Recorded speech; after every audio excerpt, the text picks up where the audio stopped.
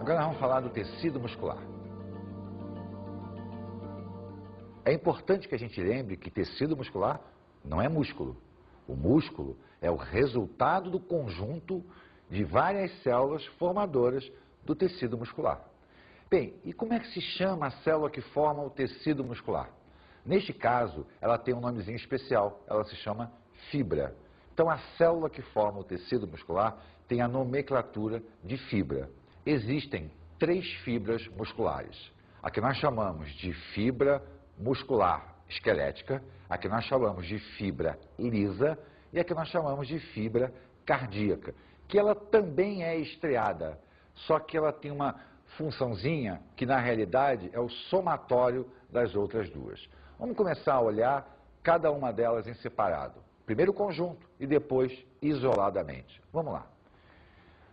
A fibra estriada esquelética forma o tecido muscular estriado esquelético. Por que o nome esquelético? Porque ele está ligado à nossa movimentação. Ele é importante para que nós possamos falar, para que nós possamos andar, toda a função voluntária.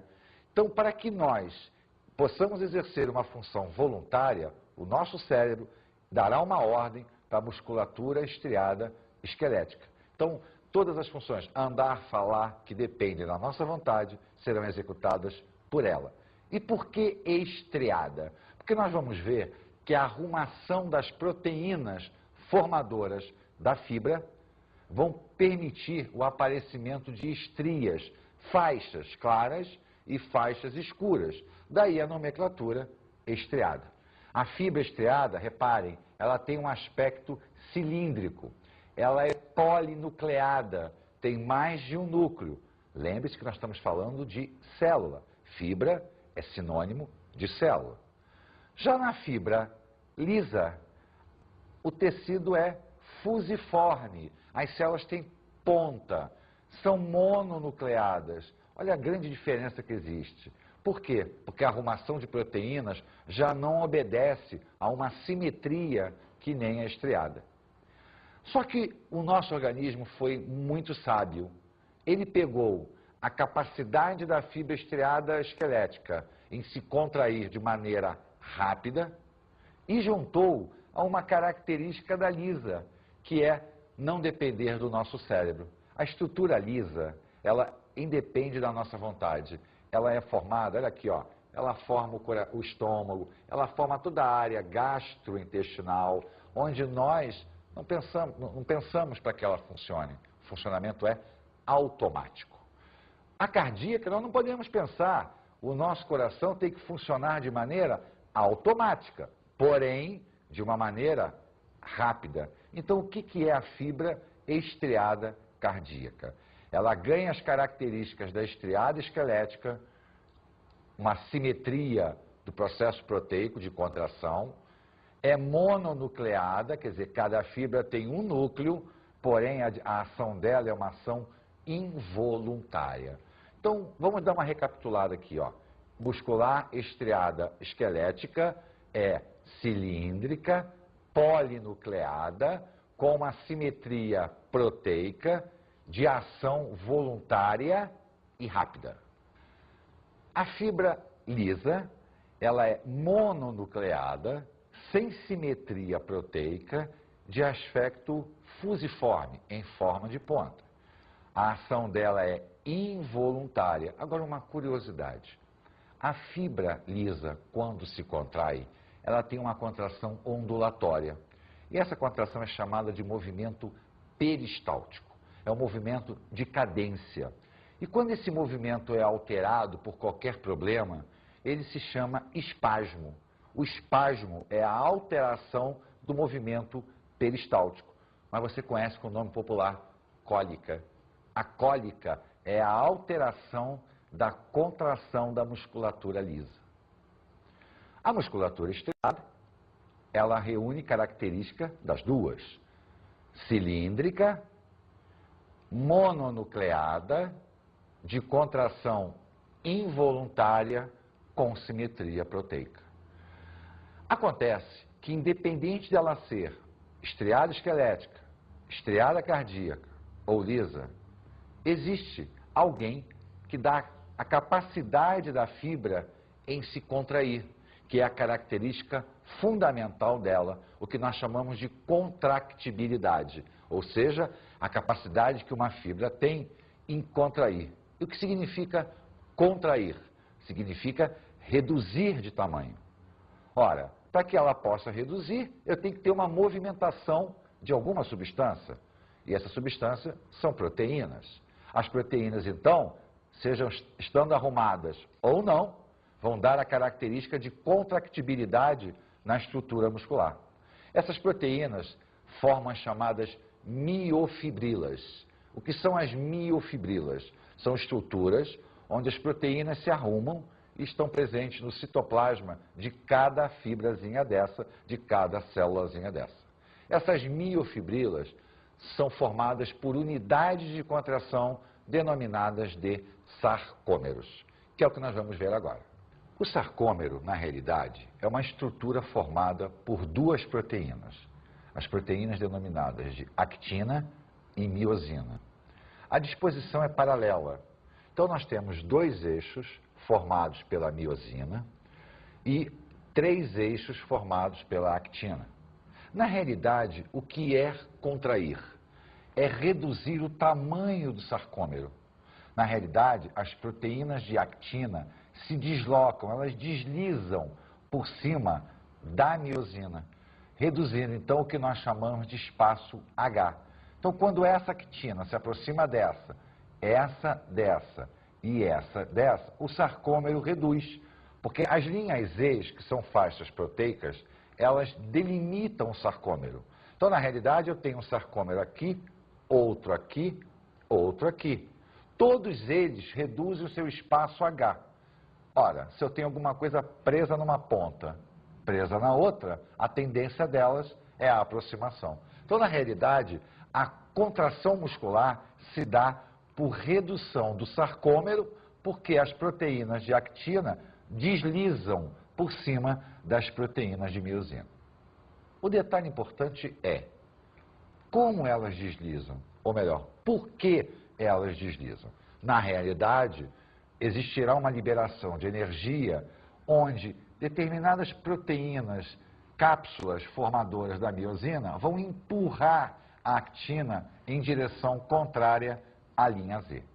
Vamos observar a fisiologia da contração, ou seja, como ocorre a contração muscular. Voltamos a observar o ATP. Olha ele de novo aí. Na realidade, ele vai liberar a energia para que haja esse deslocamento. O problema é, quem faz com que ele libere essa energia? Qual é a substância que vai permitir ao ATP liberar a energia para que a actina se desloque por cima da miosina? A própria miosina. A miosina, ela vai adquirir uma característica que nós chamamos de ATPase. A palavra ase indica que a ação é enzimática. Então, a miosina, que é uma proteína estrutural, ela formou o sarcômero, atua como uma enzima, forçando o ATP a liberar a energia. Quando ele libera a energia, ele solta o fósforo e passa a condição de ADP. Esse ADP vai ser carregado. Quem o carrega? A respiração celular. Lembra? Libera energia, ciclo de Krebs, cadeia respiratória, libera energia, carrega o ATP, ele volta à condição de ATP. Acontece que o nosso organismo consome muito ATP. E nem sempre a respiração celular se conseguiria repor a quantidade. Por isso, nós temos uma bateria de reserva, que se chama creatina. Durante o processo de produção de energia, a creatina é carregada e ela fica na condição de fosfocreatina. Quando a nossa atividade muscular é muito intensa, a fosfocreatina passa direto a energia para o ADP, transformando ele em ATP, a ação enzimática, a ação muscular.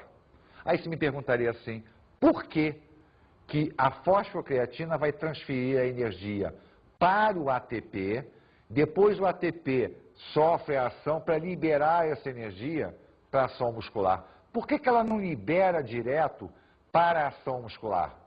Porque nós não podemos esquecer que a enzima é específica para onde ela age.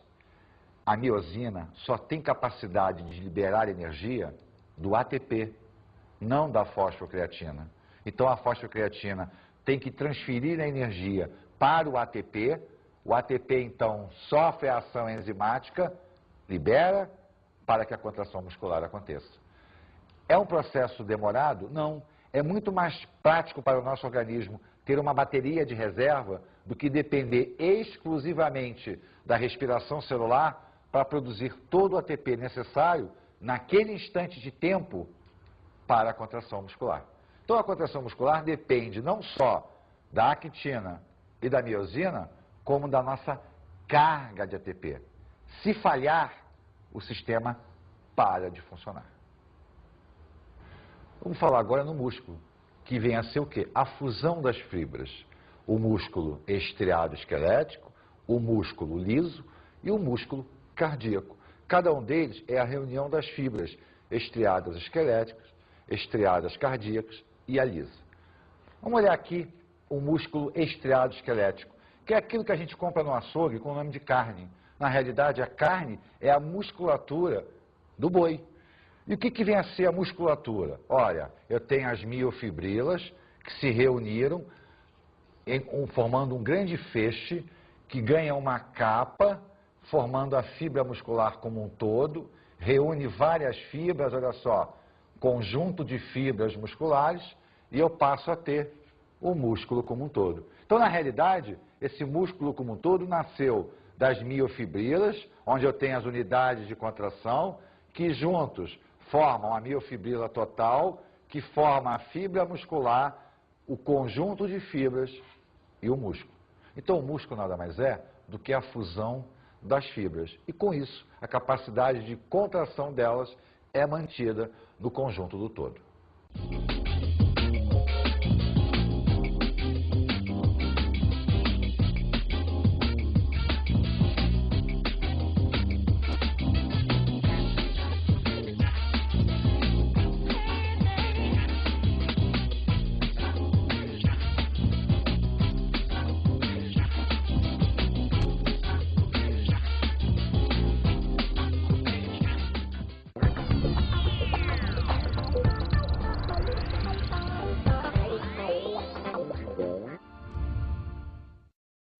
Preste atenção no tecido sanguíneo como um todo. Olha o plasma, substâncias dissolvidas, olha as células, cada funçãozinha dela, cada estrutura é importante. No tecido muscular, olha a fibra, o sarcômero, a unidade de contração como um todo. Preste muita atenção na fisiologia. O conjunto é extremamente importante. Um grande abraço para todos. Até a próxima.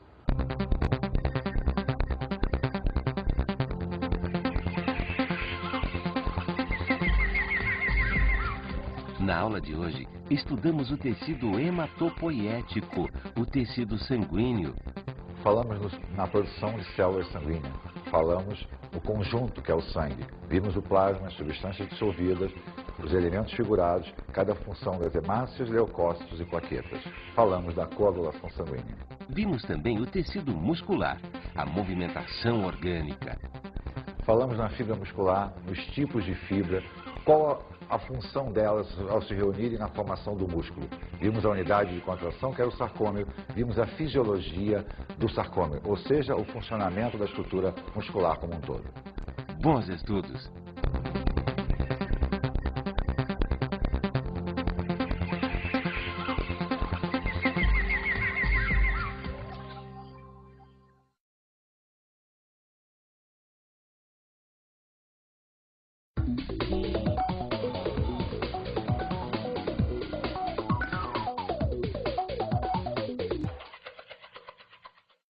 É extremamente importante que o aluno entenda o nosso tecido sanguíneo, as funções de cada estrutura celular, as hemácias, a importância da alteração do quantitativo de hemácia por déficit de oxigênio, o sistema imunológico da gente, lembrando sempre das doenças mais comuns no nosso dia a dia, a plaqueta a nível de coagulação sanguínea. A coagulação é extremamente importante para que ele possa entender o nosso mecanismo de defesa, seja ele endógeno ou não.